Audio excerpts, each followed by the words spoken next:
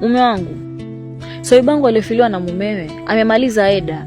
Nilikuwa na kuomba umoe kama mke wa pili. Hivi simeishi kama mtu na dadake? Ndiyo, ni kweli, lakini namhurumia upweke na huzuni. Na isitoshe bado ni kijana, damu yake iko moto sana.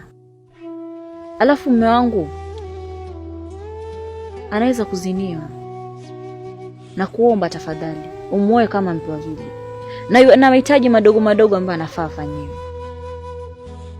Mungu atakubariki na inshallah utakuwa umetimiza sunna ya Bwana Mtume Muhammad sallallahu alaihi wasallam.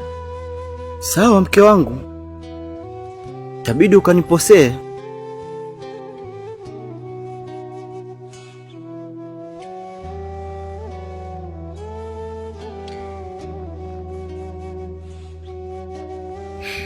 Swaiba, nilikuwa naomba tafadhali uolewe na mume wangu, uwe kama mke wa pili. Na tubanane kama amri ya Mola.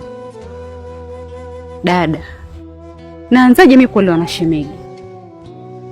Dada, niombee kwa Mola nipate mume mwingine. Na sitaki kuharibu udugu. Dadangu, udugu hauharibiki na watu ambao wamemcha Mwenyezi Mungu. Na isitoshe, si tumemcha Mwenyezi Mungu kila uchao. Tafadhali na kuomba dadangu. Dada, hivyo wahisi wanadamu watu watatuongea vipi ama watatufikiriaje? Bimaana unaogopa waja lakini uogope anaomba aliyowaomba waja.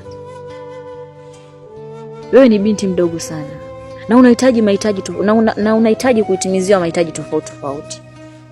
Na isitoshe unahitaji kuvishwa, kulishwa, kuhudumiwa na pia kazi ndogo ndogo, hata kuhuduma za chumbani. Tafadhali na kuomba dadangu. Na nina imani bwanangu hii kazi anaiweza vizuri sana. Kwa hiyo tafadhali dadangu, tuombee khair inshallah. Unaweza kubanana ama unaongea tu? Wafikiri ni jambo dogo? Haya si maneno yangu. Lakini pindi tu niliposwali salatul istikhara ndipo nilipoona khairi hii. Tafadhali na kuomba nawe pia uswali salatul istikhara na inshallah na khairi itakufikia. Kwani Mtume Muhammad sallallahu alaihi wasallam anasema yoyote anayeswali salatul istikhara hajuti katika jambo lake lolote. Lakini inshallah tafadhali dadangu, na kuomba tafadhali uyatafakari maneno haya na inshallah kila kitu kitakuwa cha khairi. Hapo mwongea dadangu. Taenda kusali.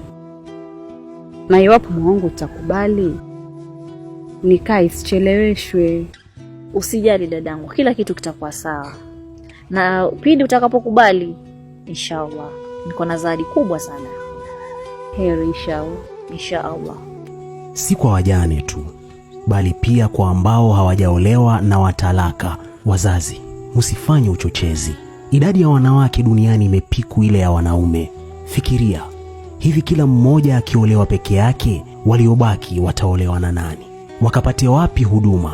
Uko radhi dadako Muislamu aziniwe, kesho ukifa mkeo aziniwe, binti yako aziniwe? Sambaza sana tupunguze uzinifu. Na dawa ni kuoa mke zaidi ya mmoja.